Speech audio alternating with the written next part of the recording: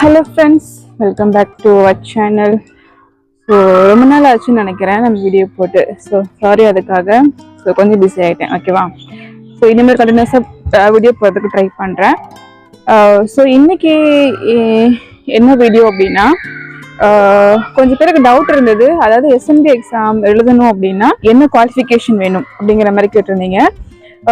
So அதுக்கான video தான். So வாங்க வீடியோக்கு போகலாம். ஓகே, ஸோ இப்போ எக்ஸாம் எழுதணும், எஸ்என்பி எக்ஸாம் எழுதணும் அப்படின்னா உங்களுக்கு என்ன குவாலிஃபிகேஷன் வேணும் அப்படின்னா, ஃபர்ஸ்ட் நீங்கள் வந்து ஜிஎன்எம் முடிச்சிருக்கலாம், ஓகேவா? இல்லை அப்படின்னா பிஎஸ்சி நர்சிங் முடிச்சிருக்கலாம், இல்லை அப்படின்னா போஸ்ட் பேசிக் கூட முடிச்சிருக்கலாம். ஸோ இந்த 3 குவாலிஃபிகேஷன் இருந்தது அப்படின்னா நீங்கள் எஸ்என்பி எக்ஸாமுக்கு நீங்கள் அப்ளை பண்ணலாம், ஓகேவா? ஸோ இதுதான் நிறைய பேர் கேட்டிருந்தீங்க ஏஎன்எம் முடியுமா அப்படின்ட்டு. பட் ஏஎன்எம் வந்து ஹாஸ்பிட்டல் சைடு முடியாதுன்னு நினைக்கிறேன். ஸோ அந்த மாதிரி ஏதாவது அவங்க வந்து நர்சிங் ஹோம் சைடில் போகலாம். ஸோ அது அந்த ஒர்க்கை பற்றி, அதோட ப்ராசஸ் பற்றி எனக்கு சரியா தெரியாது, ஓகேவா?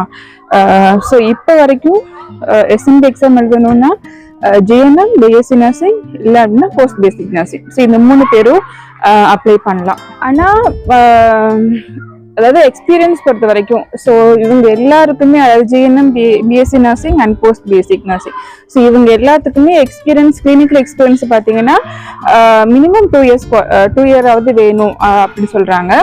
ஸோ இதுதான். உங்களுக்கு ஏதாவது இன்னும் டவுட் இருந்ததுன்னா நீங்க கமெண்ட்ல நீங்க வந்து எனக்கு கமெண்ட் பண்ணலாம். அதை கிளியர் பண்றதுக்கு நான் ட்ரை பண்றேன், ஓகேவா? So by.